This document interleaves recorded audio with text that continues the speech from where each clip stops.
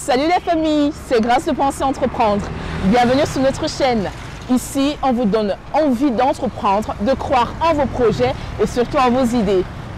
Aujourd'hui, nous nous retrouvons du côté de la Cité Verte pour aller à la rencontre d'une personne qui a voulu se lancer dans le monde de l'entrepreneuriat il y a quelques années. Mais surtout, elle a décidé d'épouser la vision de son père. Vous l'aurez peut-être remarqué, je ne suis pas très grande fan de mode, mais je me suis dit pourquoi ne pas commencer ce premier numéro de I Made It dans une maison de couture. On va à la rencontre de Aïga Sandrine. Je crois qu'elle nous attend déjà. Allons-y tout de suite.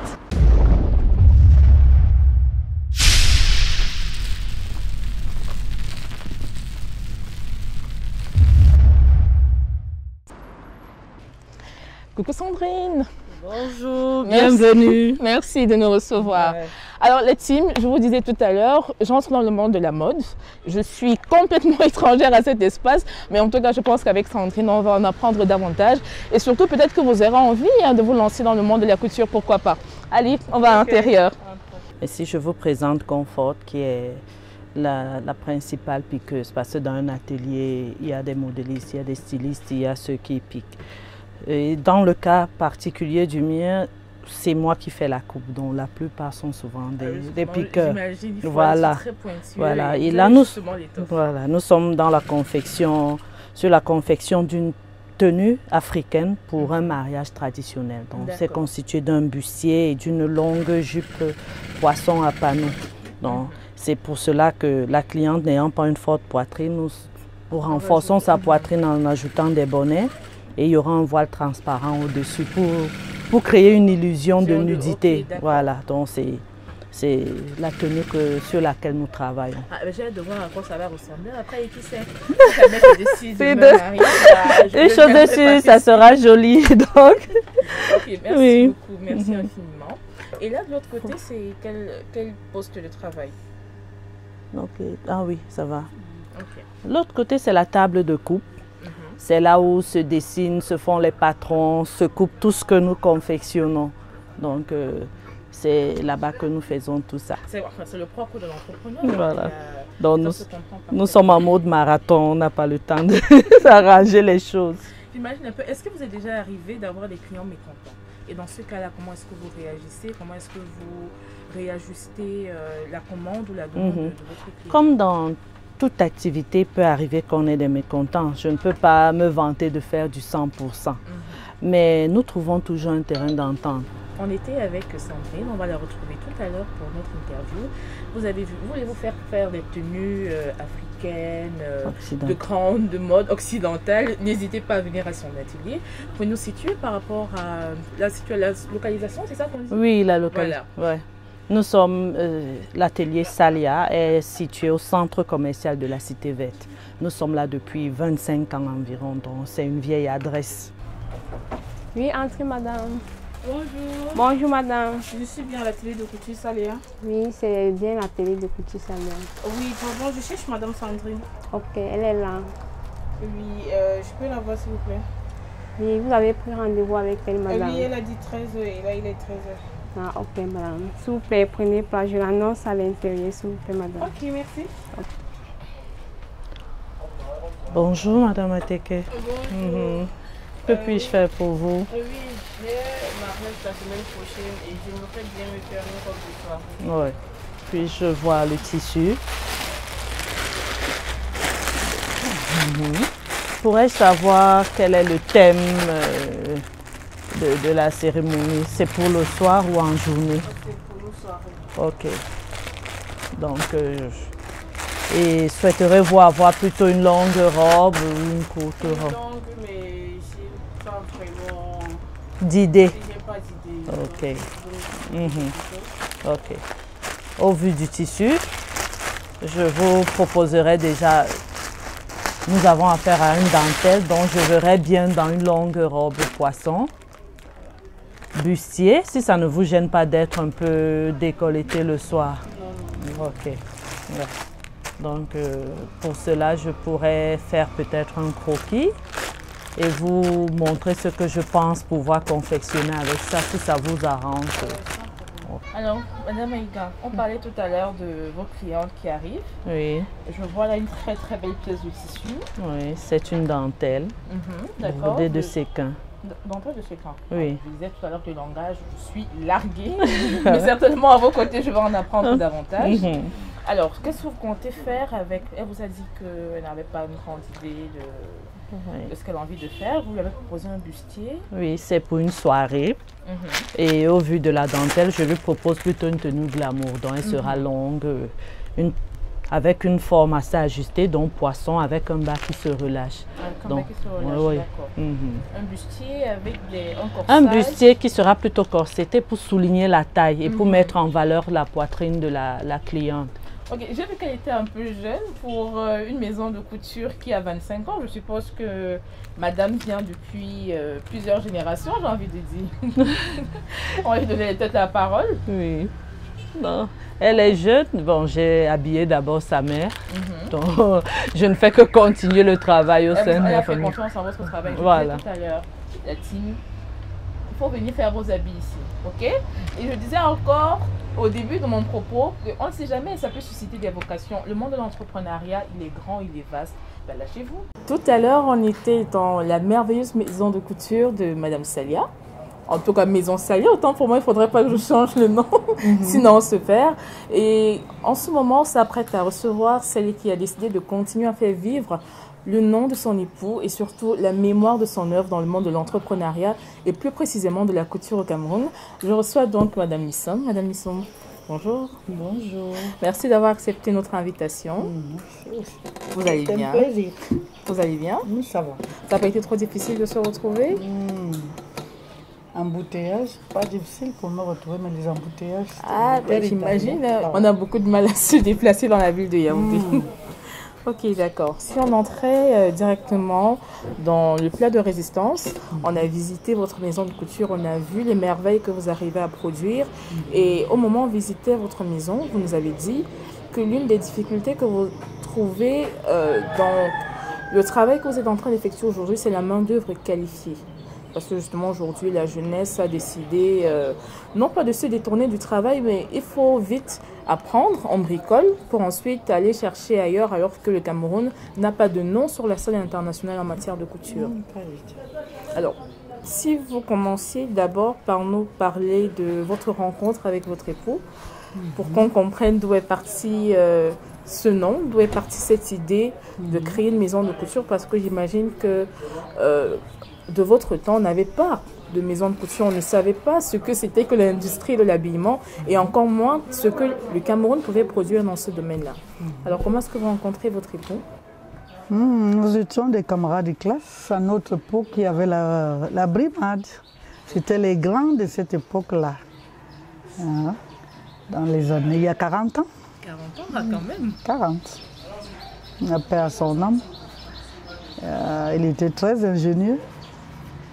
Et la couture vient après de longues années de maladie.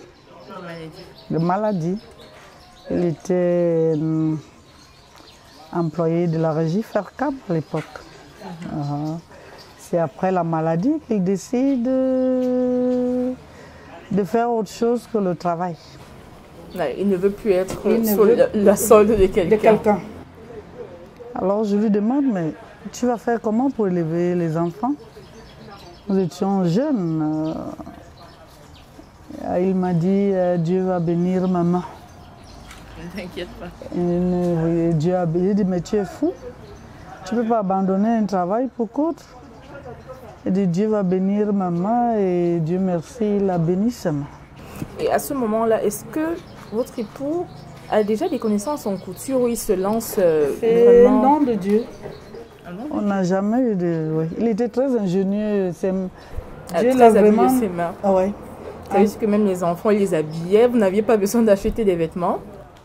On achetait à l'époque. Quand on était jeunes, là, on achetait encore, mais après, on n'avait plus besoin d'acheter. Parce que tout pouvait être fait sur place. Ah ouais. Il suffisait de s'inspirer de catalogues et parfois même... Pas des catalogues, c'était un grand dessinateur, il faisait tout avec ses mains. Alors ça, quand même, pour dire que c'était vraiment quelqu'un de très habile. Ça, c'est venu après un comment. Il a dit qu'il était, après 8 années de maladie, soldé d'un coma difficile, il a décidé de changer de vie. Il m'a dit, je suis une autre personne. Je vais changer de domaine de définition dans ma vie. Et je vais travailler avec maman. Il a eu de la chance de vous avoir à ses côtés. Parce que j'imagine que si vous, à un moment, vous avez un peu douté, d'autres membres de sa famille qui, dans notre société africaine, malheureusement, comptent sur les hommes pour s'occuper d'eux, comment est-ce que sa famille a perçu ce changement, ce revirement de situation? Tout le monde disait qu'il est fou. Que le coma l'a rendu fou. Bon, moi j'ai décidé donc de prendre un autre couloir. J'étais encore élève, nous, on était des camarades de classe. Donc après le bac, j'ai fait mon concours et je suis devenu fonctionnaire. J'étais fonctionnaire de l'administration générale jusqu'à ma retraite. Mais je faisais parallèlement la couture à mes heures perdues. Donc, pour vous, ça a davantage été un loisir? C'était un loisir, c'était une raison d'être, de l'encourager. Il fallait que je l'encourage, sinon ça n'allait pas donner. Ça n'allait pas donner. Et d'où est venu le nom de Salia?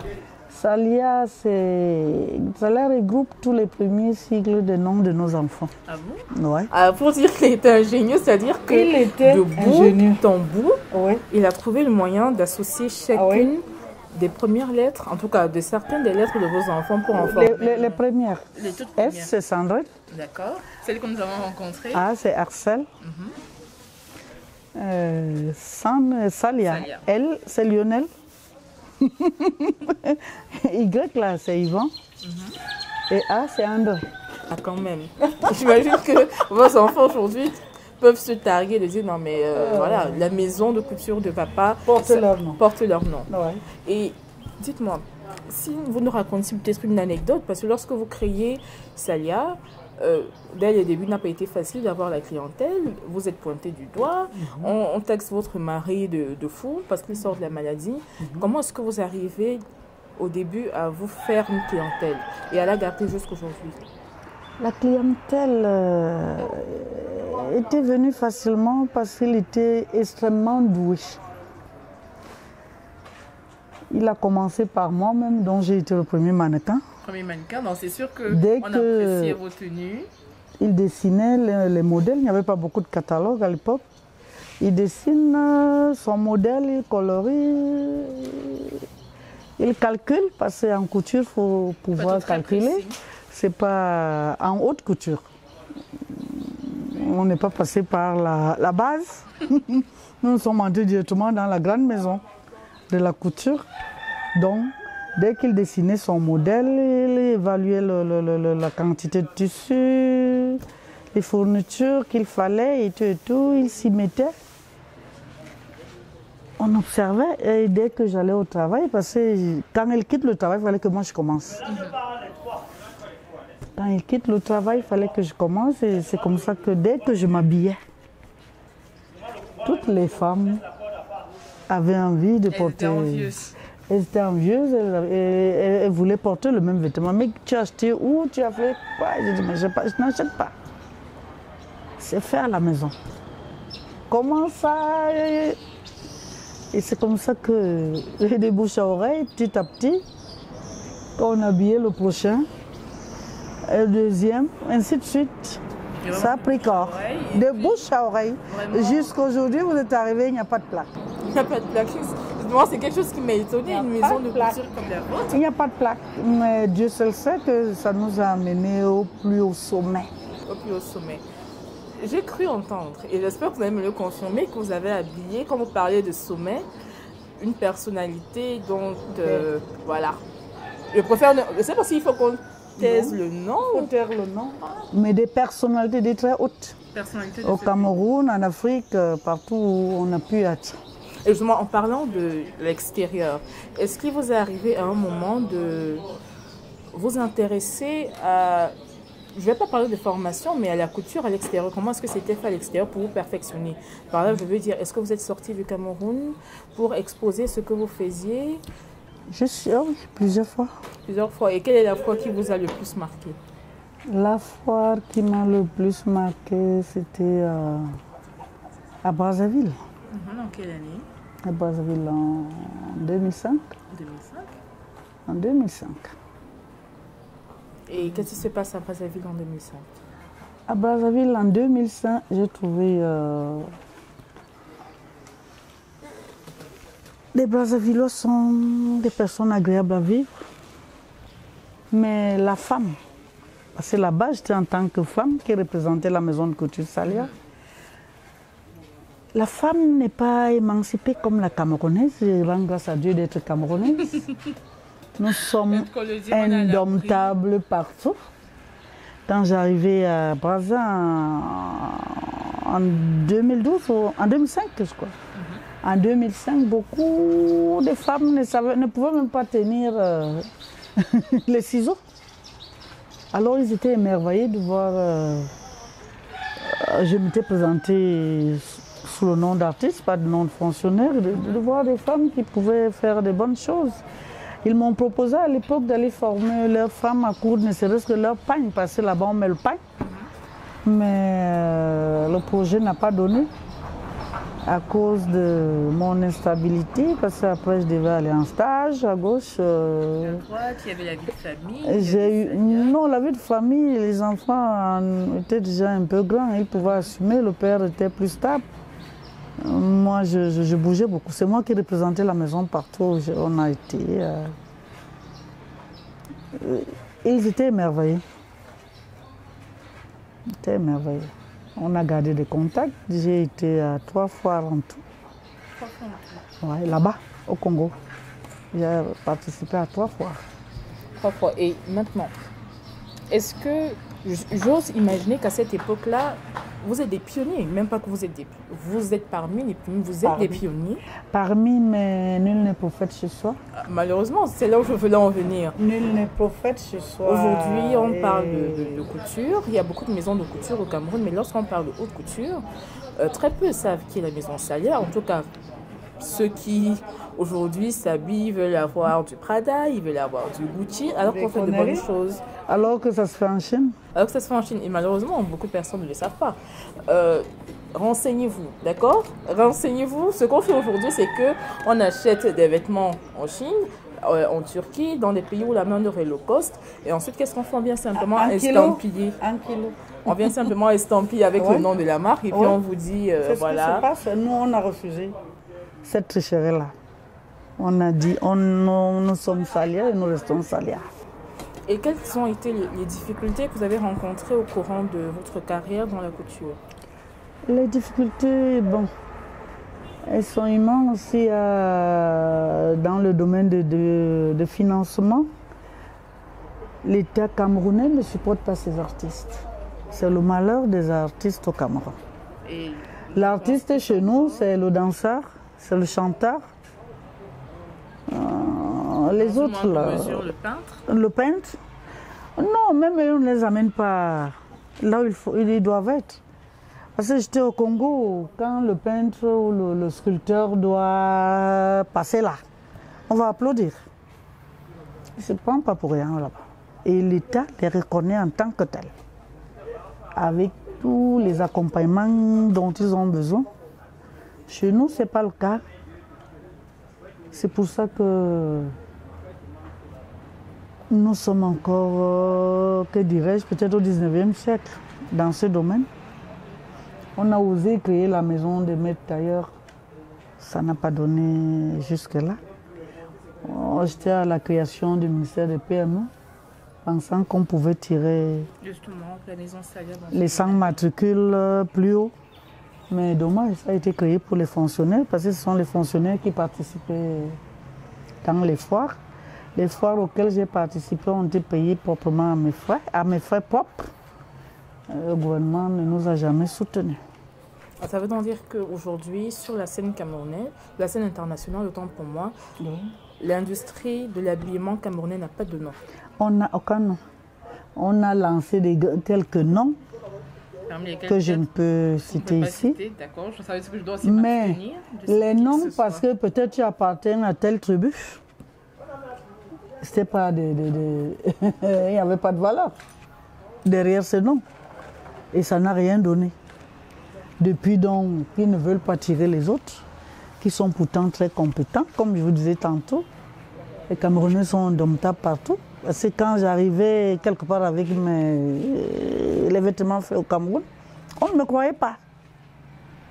Mais c'est quand on voyait la griffe. Parce que même la griffe, on n'a pas voulu mettre Salia France, on a mis Salia Cameroun. Vous avez eu des filiales à l'étranger aussi? Oui. Quand on voyait Salia Cameroun, c'est là qu'on croyait qu'on peut faire ça. Et on te demandait, mais c'est qui là? C'est qui? On ne connaît pas, on ne connaît pas. Vous allez faire comment pour nous connaître? Si à la télé, des gens vont vous dire qu'on ne doit pas citer le nom de tel à la télé. On a habillé des journalistes, des très grands journalistes à l'époque, à la naissance de la CRTV. Mais il était interdit de faire la publicité du pauvre couturier. On se disait, voilà, le couturier, ce n'est personne, il est dans son petit atelier. On a voulu signer des partenariats avec une maison comme celle-là. Tu habilles les artistes, on fait ta pub. Non, mais c'était interdit à l'époque parce que la tribune ne te plaisait pas. Décidément, on n'est pas sorti de l'auberge. Non, pas du tout. On n'est vraiment pas sorti de l'auberge. Non. On a vu certaines de vos pièces, des matières, mais à couper le souffle. Ouais. Est-ce que c'est vous-même qui allez à la recherche de ces matières-là pour les présenter ou les proposer à votre clientèle, ou certaines d'entre elles viennent elles-mêmes avec leurs tissus? Nous proposons... C'est nous, la plupart du temps, nous proposons les matières qu'il faut. C'est pour un bon vêtement, il faut que le tissu sied au modèle. Si le tissu ne sied pas au modèle, ça ne donnera jamais rien. C'est pour ça que dans la couture, on a plusieurs rubriques. On a la rubrique des tissus, la connaissance des tissus. Il faut connaître les tissus pour savoir que tel tissu ira avec tel modèle, tel pain va avec celui-là. Et pour les vendre, pour proposer même aux clients, il faut connaître les tissus, il faut savoir connaître la nature des tissus. Donc nous avons souvent l'habitude de dire aux clients, tu choisis le modèle, nous te proposons, donc la qualité de tissu qu'il faut, le métrage et ensuite la confection. D'accord. Une question qui me tarote quand même, est-ce qu'au moment où votre mari décède, vous vous dites, Salia s'en va avec lui? Est-ce qu'il y a eu ce moment de doute-là? La relève était assurée parce que notre fille aînée, après la licence, a décidé de coudre. On a bagarré et je lui ai dit, mais je suis fonctionnaire, tu ne peux pas suivre. Bon, Dieu merci. Elle s'est entêtée et aujourd'hui, la relève est assurée. La relève est assurée. On l'a vu parce qu'elle parle avec beaucoup d'amour. Non, la relève est assurée. La couture chez nous, c'est une histoire de cœur et de raison. Vous en parlez véritablement avec passion, ça veut dire qu'il ne faut jamais abandonner. C'est une histoire de cœur. On a donc décidé de ne pas abandonner, qu'on parlera toujours de Salia. Est-ce qu'aujourd'hui, elle envisage Salia autrement, c'est-à-dire elle se dit il faut moderniser la maison ou vous voulez garder? Non, tout à fait non. Nous voulons moderniser. On forme beaucoup. On forme, mais dommage, nos apprentis ne comprennent pas qu'il faut aller jusqu'au bout, c'est-à-dire à la perfection, jusqu'à la perfection. Tellement nous sommes assoiffés d'argent chez nous, dès que quelqu'un peut faire 1, 2, 3 genres de vêtements, il se prend pour un couturier. Il s'en va et c'est ça qui crée le problème de main-d'œuvre aujourd'hui au Cameroun. Okay. Est-ce que ces gens-là deviennent pour vous une concurrence ou Salia reste inégalé? Ils ne seront jamais une concurrence pour nous parce qu'on a toujours un tour dans la poche. Vous avez de l'avance sur chacun? De l'avance. Et le vrai art, l'art est inné, l'art est un don de Dieu. Les plus grands artistes, ce n'est pas ceux qui sont allés à l'école, qui ont appris à l'école. C'est ceux à qui Dieu a dit, tu feras cette tasse. Et tu vas la faire à la perfection. Parce que nous, on n'a jamais appris. Justement, c'est la question que je m'apprête à vous poser. Il voulait être professeur d'anglais. Moi, je suis fonctionnaire de l'administration générale. Elle a fait sciences politiques jusqu'à la licence. Elle est là aujourd'hui. Si on vous disait aujourd'hui, on vous offrait la possibilité de revenir une trentaine d'années en arrière en vous disant de laisser l'administration pour vous dédier intégralement à la couture, est-ce que vous auriez fait ce choix-là? Oui, je pourrais bien le faire. Je pourrais bien le faire aujourd'hui. Je dis à mes apprentis tout le temps, mes filles, mettez-vous au travail. Parce que si tu voyages, tu arrives en France, tu arrives aux États-Unis, tu arrives partout où tu iras. Si tu sais coudre, tu vas te reposer un mois. Le prochain mois, tu auras un job bien rémunéré. Surtout que tu seras ton propre patron. Bien, non. Là-bas, tu n'es pas ton propre patron parce que tu n'auras pas les machines et tout. Les accessoires de couture coûtent extrêmement cher. Donc on commence d'abord quelque part avec... On commence d'abord quelque part avant de... Mais une chose est sûre au moins, tu n'as pas le bac, mais tu as bien appris ta couture ici. Tu as un mois pour te reposer, le mois qui vient. Mais à Facebook, dans les réseaux sociaux que tu sais faire, si tu seras convoqué la semaine qui vient pour un job. Donc aujourd'hui, quelles sont donc les valeurs qu'il faut absolument avoir lorsque, dans votre cas particulier où vous avez été entrepreneur et vous avez continué avec aujourd'hui, quelles sont les valeurs qui pour vous sont essentielles pour ceux qui veulent tenir? Parce que l'entrepreneuriat, à vous entendre, ça n'a pas été un long fleuve tranquille. Non, du tout. Mais vous avez tenu. Vous avez tenu. Pas de financement, c'est pas facile. Il faut beaucoup travailler. Le travail, rien que le travail et l'honnêteté. Ah, je pense que c'est l'une des qualités qui nous manque. Et l'honnêteté, parce que si une cliente apporte un tissu qui coûte 250 000, il faut être qualifié pour bien sortir son vêtement. Parce que quand il n'est pas bien sorti, tu dois rembourser. Et souvent, on a déjà utilisé cet argent. Et souvent, on a utilisé l'argent.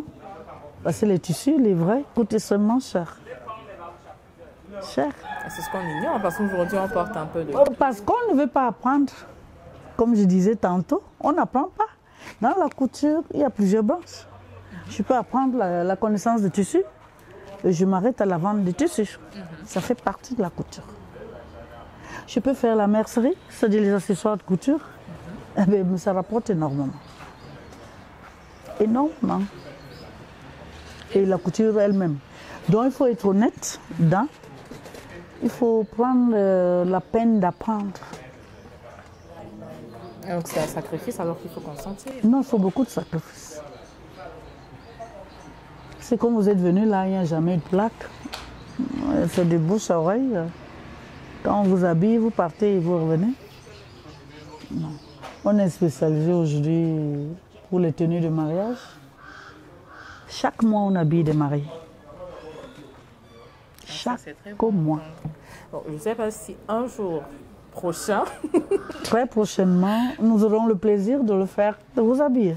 Elle a anticipé sur ma question. Ah ouais. Après, je ne sais pas si ce sera pour le mariage ou pour autre chose, mais une chose est certaine, je me ferai habiller par la Maison Salia. Et ce sera un honneur pour moi de porter ce nom-là sur la scène camerounaise et pourquoi pas même à l'étranger, parce qu'on ne sait jamais où les contenus qu'on produit comme ceci. Avant la mort du père, j'avais programmé aller faire les Fashion Week. Mais avec sa mort, j'ai été secouée, très malade. Après, ça a traumatisé. Je suis seulement en train de me relever. Vous relevez progressivement et ça fait vraiment plaisir de vous avoir. Je rêve de prendre part à une Fashion Week aux États-Unis, n'importe où. Besoin sera.